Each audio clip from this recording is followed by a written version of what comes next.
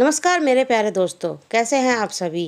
दोस्तों, आज फिर मैं एक नई कहानी लेकर आई हूँ जिसका टाइटल है रक्त पिशाचों का कहर। तो दोस्तों, मेरी ये कहानी सुनने के लिए मेरे चैनल को लाइक करना, शेयर करना और सब्सक्राइब करना ना भूलें। तो शुरू करते हैं आज की ये कहानी। दोस्तों, ये बात लगभग 200 साल पहले की है, जब पूरी दुनिया में धीरे धीरे ये खबर फैलने लगी कि कोई इंसानों का खून पीकर उन्हें मार दे रहा है। और वो दिन ज़्यादा दूर नहीं था जब ये खबर हमारे राज्य में गूंजने लगी। लोगों में ये खबर बहुत तेज़ी से फैलने लगी। प्रेत जैसे डरावने लोग जिनके 2 बड़े बड़े दांत हैं, वो हमारे राज्य में घुस आए हैं। उनके बारे में ये भी वहाँ के लोग कहते थे कि वो हवा की तरह तेज हैं। कुछ दिनों बाद ही ये बातें सच होती दिखाई देने लगीं। एक दिन एक लड़की अपने घर में सो रही थी, तभी वहाँ प्रेत जैसा दिखने वाला प्राणी उसके घर में घुस गया। उसके बाद वो प्रेत उसको अपनी हवस का शिकार बनाकर उसके गले पर काट लेता है और उसका खून चूसकर उसे मार डालता है। उसके बाद तो जैसे सिलसिला ही इसका शुरू हो गया। आए दिन किसी न किसी आदमी या औरत की लाश मिलती थी। हर लाशों के गले पर दांतों के निशान मिलते थे। तब सभी ने ये प्रेत जैसी दिखने वाले प्राणियों का नाम रक्त पिशाच रखा। ये तो बस रक्त पिशाचों का कहर की शुरुआत थी। पिशाचों के डर से अब रात में लोगों ने बाहर निकलना भी बंद कर दिया था, क्योंकि पिशाच रात को ही बाहर आते थे। पिशाचों को जो लड़की या औरत पसंद आती थी, वो उन्हें अपने हवस का शिकार बनाकर उनका खून पीकर उन्हें मार डालते थे। और जब कोई आदमी या औरत उन्हें ज़्यादा पसंद आ जाता था, तो वो उन्हें काटकर अपने जैसा बना देते थे, जिससे फिर वो आदमी या औरत अब इंसान नहीं रहते थे। वो उनके साथ ही चले जाते थे और उन्हीं पिशाचों की तरह पिशाच बनकर इंसानों का खून पीते थे। ये बात हमारे राजा को जैसे ही पता चली, उन्होंने इस बात की तहकीकात करने के लिए अपने सिपाही को इस बात की सच्चाई पता लगाने के लिए भेज दिया। उन्हीं सिपाहियों के सेनापति, जिसका नाम सत्यप्रकाश सिंह था, वो बहुत बहादुर और निडर थे। उन्होंने राजा की आज्ञा का पालन करते हुए इस बात की तह तक जाने का विचार बना लिया। ये राज्य में अपना भेष बदलकर प्रजा के बीच चले गए और वहाँ उनको पिशाचों के खौफ का कहर का पता चला। इस बात में सच्चाई है या नहीं, ये जानने के लिए 5 सिपाहियों को जंगल में भेज दिया। इन्हें लगा कि कोई शायद खूंखार जानवर हमारे राज्य में घुस आया है। जंगल में चारों तरफ सन्नाटा और अंधेरा था। जब वो 5 सिपाही जंगल में थोड़ी दूर पहुंचते हैं, तो उन्हें किसी इंसान की चीखने की आवाज़ सुनाई देती है।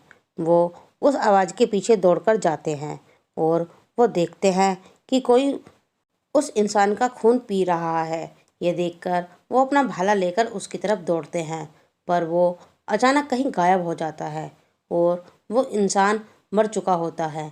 ये सिपाही कुछ सोच पाते कि वो क्या बला थी।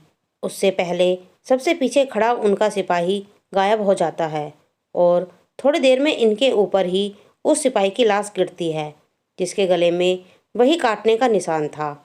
यह देखकर चारों सिपाही बहुत डर जाते हैं। वो हर तरफ देखने की कोशिश करते हैं, पर उन्हें कुछ नज़र नहीं आता। तभी सामने से बहुत तेज़ी से एक पिशाच उन पर हमला करता है और एक सिपाही को पकड़कर उसका खून चूसने लगता है। बाकी सिपाही उस पर अपना भाला चलाते हैं, पर उसे कुछ नहीं होता। तभी पीछे से एक औरत पिशाच उसमें से एक सिपाही पर हमला कर उसे मार डालती है। बाकी के 2 सिपाही अपनी जान बचाकर बहुत तेजी से वहां से भागते हैं, पर उन्हें नहीं पता उसका पाला आज किससे पड़ा है। वो पिशाच चुटकी भर में ही दोनों को मार डालते हैं। जब सुबह होती है और सिपाही वापस नहीं आते, तब सेनापति सत्यप्रकाश को यह बात खटकती है और इस बात का पता लगाने के लिए वो खुद सुबह उस जंगल में जाते हैं और उन्हें वहाँ उन 5 सिपाहियों की लाशें अलग अलग जगहों पर खून से लटपट मिलती हैं। तब सेनापति को लगता है वो पिशाच शायद सच में है और वो शायद इसी जंगल में है। इसलिए वो वापस जाते हैं और करीब 25 सिपाहियों के साथ वापस जंगल में आते हैं, क्योंकि और सिपाही राजा की आज्ञा पर पूरे राज्य में फैले हुए थे। इसलिए सेनापति के पास उस समय सिर्फ 25 सिपाही और बचे थे। सेनापति जंगल में वापस आकर 25 सिपाहियों के जरिए जाल बनाते हैं। ताकि पिशाचों को फंसाया जा सके। वो घड़ी भी आ जाती है जो सेनापति सहित उन 25 सिपाहियों की जिंदगी और मौत तय करने वाला था। रात होती है और सारे सिपाही छुपे रहते हैं, पर पिशाचों के आगे एक भी जाल इनका साथ नहीं दिया। पिशाचों ने सिपाहियों के खून को सूंघ लिया था और वो जहाँ छुपे थे वहाँ पहुंचकर उन्हें मारने लगे। धीरे धीरे सिपाहियों में भगदड़ मची।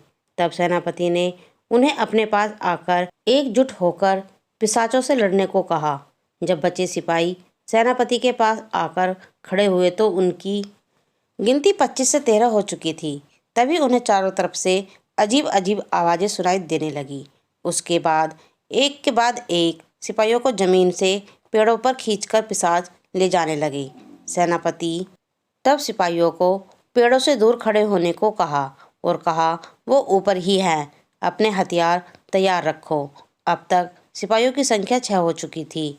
तभी 3 पिशाचों ने उन पर सामने से हमला कर दिया। सिपाहियों ने अपनी पूरी ताकत से उनसे लड़ने की कोशिश की, पर उनके हथियार उन रक्त पिशाचों के आगे कुछ भी नहीं थे।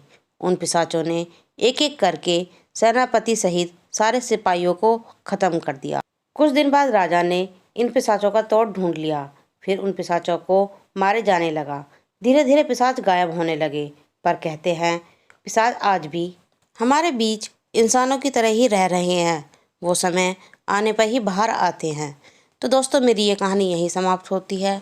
आपको ये कहानी कैसी लगी कमेंट में लिखकर ज़रूर बताएं। धन्यवाद।